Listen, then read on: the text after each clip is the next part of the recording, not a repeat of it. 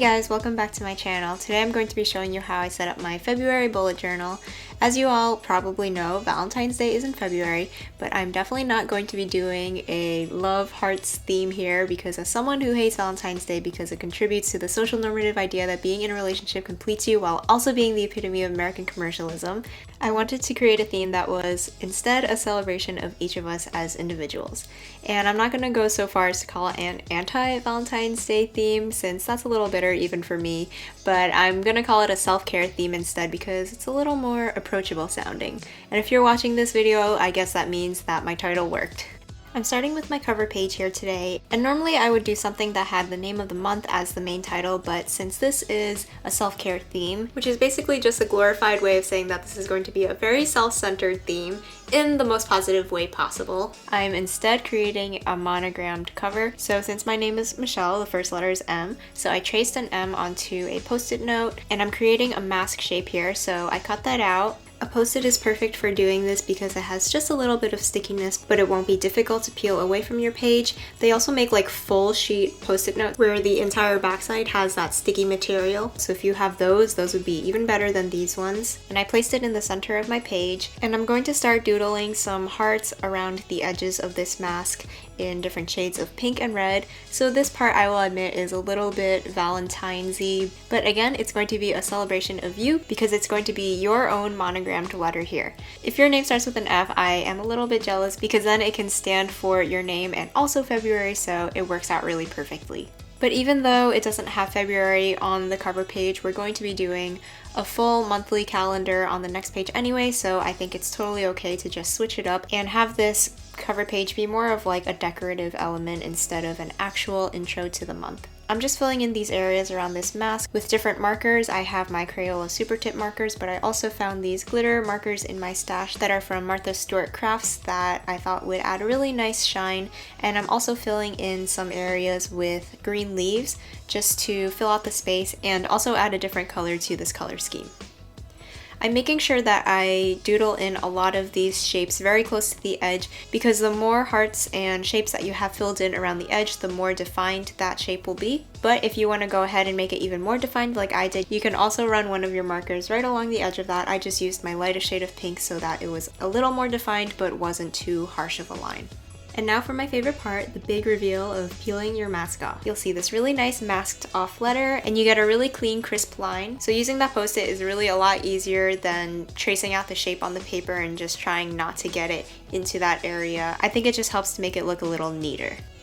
On the opposite side of this page, I'm going to be doing a little bit of a journaling page, and this is a page that I'm calling My Ideal Day. So I just drew a little pretty boxed border here. It's very simple, but it matches along with the monogram artwork on the other side. And just as the title would suggest, I'm filling this in with a bunch of things that I enjoy doing that would make my ideal day. And the types of things that I'm including in here are not like super big things like going to Japan or something crazy like that, because obviously I would love that. But I really wanted to create a list of things that were approachable and doable for my everyday life, things like having a cup of tea, or just spending some time to journal or work on art.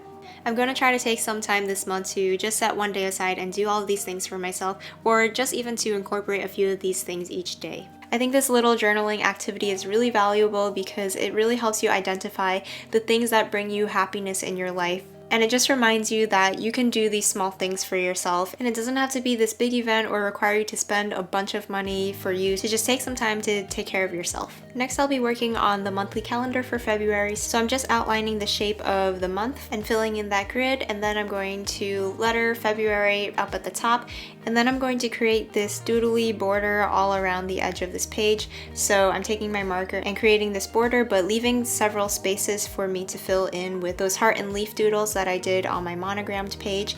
And this is an element that I'm going to be including on all of my weekly layouts as well, just so that all the spreads in this month look more cohesive, since I know this theme is a little more vague. And the weekly layouts I have also have a lot of elements, so I just wanted to have one thing that would tie them all in together. I also had some space under my February header, so I'm just filling in a quote that says the most important relationship is the one you have with yourself.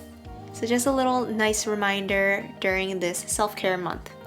After this monthly spread, I'm going to be jumping into the weekly layouts, but I also wanted to mention that this might be a really good opportunity for you to spend some extra time journaling, just so that, like I mentioned, you're able to identify the things in your life that make you happy, or just spend some time getting to know yourself, as cheesy as that sounds. I made a video a while back that had some journaling ideas. I'll link that for you up here in the cards above and also down below if you wanted to check out more journaling ideas. Now I'm going to be moving on to the weekly spreads, and for all of the weekly spreads for this month, I decided to do collaged layouts because you guys seem to really like those in my January setup, but I know that not everybody will have a big collection of crafting supplies like I do, so I wanted to have an option that was easily accessible for everybody. I just went on Google, Pinterest, and Instagram and just created like a mood board of photos that I liked. There's specific categories for these things, but I'll talk about that a little later on. But of course, I wanted to go all out and bring in some more materials, so I brought in some vellum. You could also use tracing paper, wax paper, parchment paper, or tissue paper, really anything that's sort of like see-through like this. I also had one in my collection that is printed with a gold print on top. I loved the floral print on this, and I just love all things gold, so I wanted to try and include that. And I also brought in some pattern papers from my stash, just little scraps of paper, and then I also found this gold foils paper as well, which I thought would work well since I have that gold foil vellum. I brought in some different stickers that I found in my collection, a couple of doilies, some shipping or gift tags, of course some washi tape.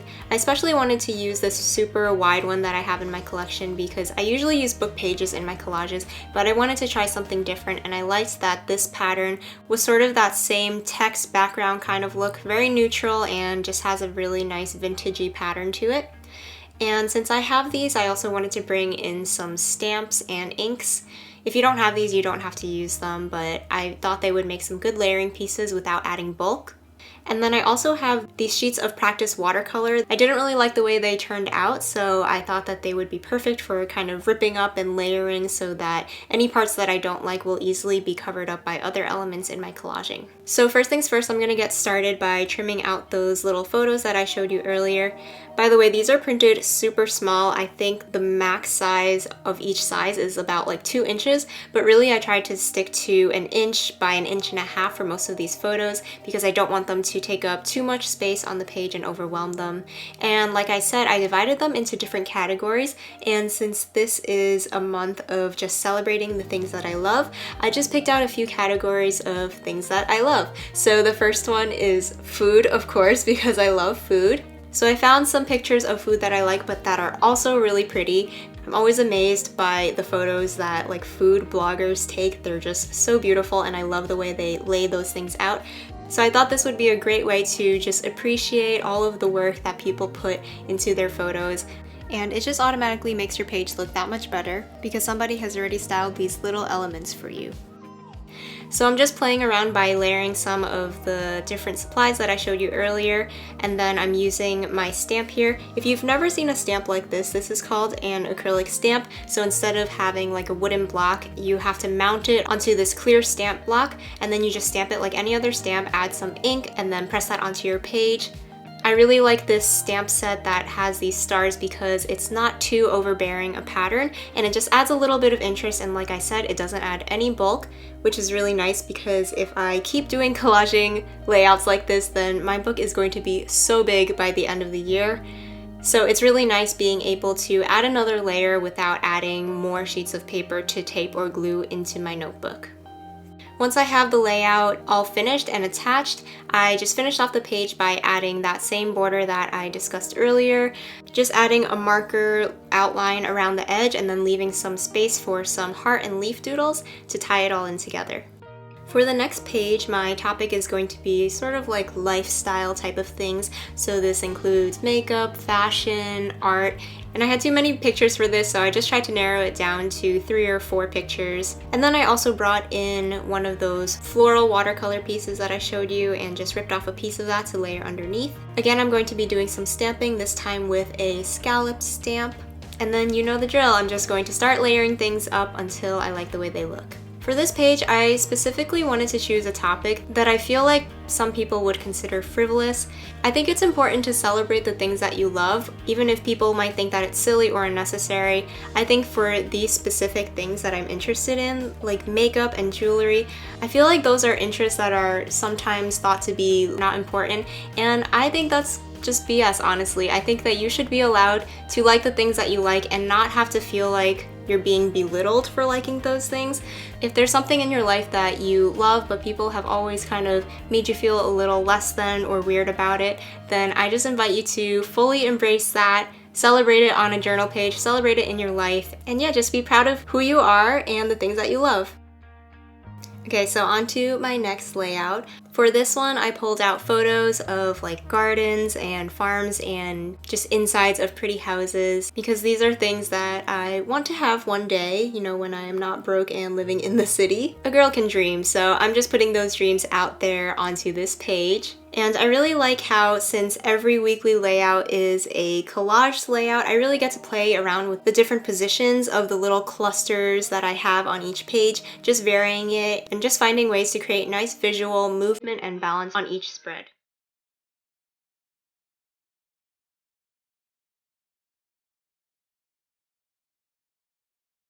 Okay, I hope you guys are ready for the next spread because it's gonna be super cute. I just printed out photos of baby animals because the only thing better than having photos of animals to brighten up your journal is having photos of baby animals. So I have kittens, elephants, goats, and a little funny looking chicken here. And I wanted to go with a bright color scheme since this is a really fun, goofy page, so I just went with like the hot pink and yellow color scheme, and I think it works really well with these little animals.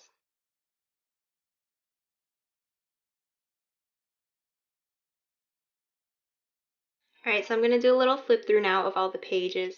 This month isn't really like a typical monthly theme where everything is all in one like subject and you're drawing different iterations of the same thing. But hopefully you guys liked the idea behind it. I really wanted to make something that was meaningful because it's all good and fine to make something for the sake of being pretty. But at the end of the day, I also really love making something that's really meaningful and that gives me a positive reminder every day to just be happy and to love myself. So I hope that this gives you some ideas to do the same for yourself. Let me know any of your thoughts and comments. Thank you guys so much for watching, and I'll see you again next time. Bye!